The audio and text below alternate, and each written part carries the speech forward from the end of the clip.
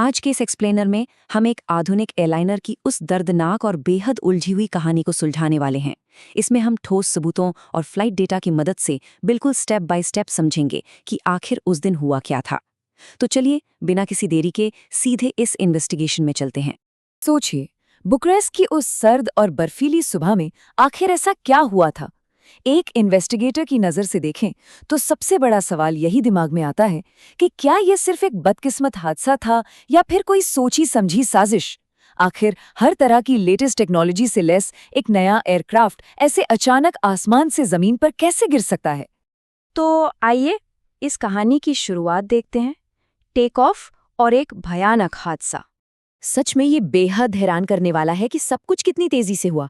हमारे पास एक बेहद एक्सपीरियंस्ड क्रू है, एक एडवांस्ड एयरबस A310 है और जीरो विजिबिलिटी वाला खराब मौसम। सुबह 9:06 पर प्लेन टेक ऑफ करता है। कुछ ही देर में प्लेन अपना पहला तयशुदा लेफ्ट टर्न लेता है और फिर सिर्फ 2 मिनट के अंदर एयरपोर्ट से मुश्किल से 3.2 किलोमीटर दूर प्लेन क्रैश हो जाता है। इस हादसे की रफ्तार को समझने की कोशिश कीजिए। पायलट्स के पास इस अचानक आई मुसीबत पर रिएक्ट करने का प्रैक्टिकली कोई वक्त ही नहीं था। जब इन्वेस्टिगेटर्स क्रैश साइट पर पहुंचे तो एक ऐसी डिटेल सामने आई जिसे देखकर किसी के भी रोंगटे खड़े हो जाएं। 80 डिग्री का एंगल। देखिए, आमतौर पर क्रैश के वक्त प्लेन थोड़ा फिसलता हुआ जमीन से टकराता है, लेकिन यहाँ ऐसा नहीं था। ये प्लेन लगभग सीधे 80 डिग्री के एंगल पर आसमान से जमीन में धंस गया था, बिल्कुल एक पत्थर की तरह। और इसकी स्पीड का आंकड़ा सुनकर तो कोई भी दंग रह जाएगा। 620 किलोमीटर प्रति घंटा। इस थर्रा देने वाली स्पीड और 80 डिग्री के सीधे एंगल पर टकराने का नतीजा ये था कि एयरक्राफ्ट पूरी तरह से तबाह हो गया। जमीन पर 20 फुट गहरा गड्ढा बन गया था और इंजन मिट्टी में बहुत नीचे तक चले गए थे। सच कहूं तो इस लेवल की तबाही में किसी के भी बचने की उम्मीद बिल्कुल जीरो थी। अब बढ़ते हैं इन्वेस्टिगेशन के अगले पहलू पर। क्या ये कोई आतंकी हमला था? क्योंकि तबाही का मंजर इतना एब्सोल्यूट था, इसलिए लोगों का ध्यान तुरंत किसी साजिश या फाउल प्ले की तरफ गया। मीडिया और आम लोगों के बीच अफवाहें आग की तरह फैलने लगी थीं। कुछ चश्मदीदों ने दावा किया कि उन्होंने प्लेन को जमीन से टकराने से पहले ही हवा में एक धमाके के साथ जलते हुए देखा है। और इन बातों को हवा इसलिए भी मिली क्योंकि सिर्फ 2 हफ्ते पहले ही इसी सेम फ्लाइट रूट पर बॉम्ब की धमकी मिली थी। साथ ही माफिया के इन्वॉल्व होने की भी बातें चल रही थी। माहौल पूरी तरह से अफरा तफरी का था। लेकिन सच्चाई का पता लगाने के लिए FBI के एक्सपर्ट्स को बुलाया गया और उनकी निष्पक्ष जांच ने इन सारी बॉम्ब थियरीज को बिल्कुल सिरे से खारिज कर दिया। उन्हें मेटल के मलबे पर किसी भी तरह का कोई केमिकल रेजिड्यू या बॉम्ब धमाके का कोई भी निशान नहीं मिला। मतलब हवा में धमाके की थियरी पूरी तरह गलत थी। अब इन्वेस्टिगेशन का पूरा फोकस वापस लौट आया था फ्लाइट डेटा पर। यहाँ आते हैं हमारे इन्वेस्टिगेशन के अगले हिस्से पर, ब्लैक बॉक्स के चौंकाने वाले राज। रोमानिया के इन्वेस्टिगेटर्स ने फ्लाइट डेटा रिकॉर्डर का रुख किया और यहीं पर इस फोरेंसिक पजल का पहला बड़ा मैकेनिकल सुराग सामने आया। ये एक जानी मानी ऑटो थ्रॉटल ग्लिच थी। हुआ ये कि लगभग 450 मीटर की ऊंचाई पर लेफ्ट इंजन की पावर अचानक से बहुत तेजी से ड्रॉप होने लगी, जबकि राइट इंजन अभी भी मैक्सिमम थ्रस्ट पर ही अटका हुआ था। अब जरा इस बारे में सोचिए, एक इंजन धीमा पड़ रहा है और दूसरा फुल पावर दे रहा है। इसने एक इतना बड़ा थ्रस्ट इम्बैलेंस पैदा कर दिया कि प्लेन अपने आप तेजी से लेफ्ट की तरफ खींचने लगा। अब इस मैकेनिकल ग्लिच से निपटने का एक तरीका होता है जिसे गार्डिंग द थ्रॉटल कहते हैं।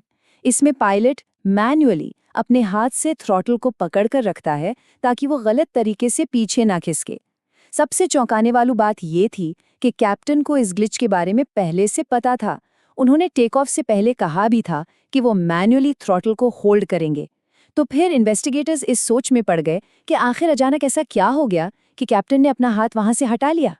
इस सवाल का जवाब हमें आगे मिलता है। कॉकपिट में मौत का सन्नाटा।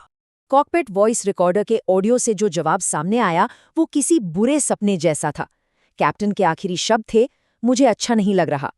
ये बिल्कुल वही पल था जब एक छोटी सी और इजीली हैंडल हो जाने वाली मैकेनिकल दिक्कत एक जानलेवा क्राइसिस में तब्दील हो गई।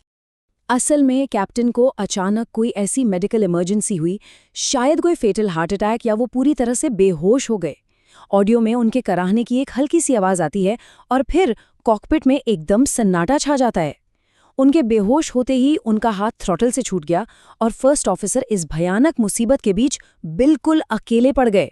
और इसी के साथ हम पहुंचते हैं उस स्थिति पर जिसे हादसों की एक घातक कड़ी कहा जा सकता है। ये पूरी ट्रेजेडी एक टेक्स्ट बुक एग्जाम्पल है कि कैसे अलग अलग छोटी गलतियां एक साथ मिलकर एक अनअवॉइडेबल तबाही मचा सकती हैं।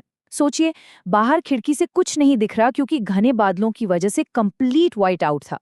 फर्स्ट ऑफिसर एक तरफ तो समझने की कोशिश कर रहे थे कि कैप्टन को अचानक क्या हुआ, और दूसरी तरफ खराब मौसम के कारण स्पेशल डिसओरिएंटेशन उन पर हावी हो रहा था। इंस्ट्रूमेंट्स बता रहे थे कि प्लेन 170 डिग्री तक रोल हो चुका है, यानी प्लेन लगभग उल्टा हो चुका था।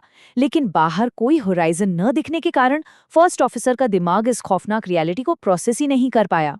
आइए इस स्टेप बाय स्टेप ब्रेकडाउन पर नजर डालते हैं। पहला, इंजन्स की पावर में इम्बैलेंस आना।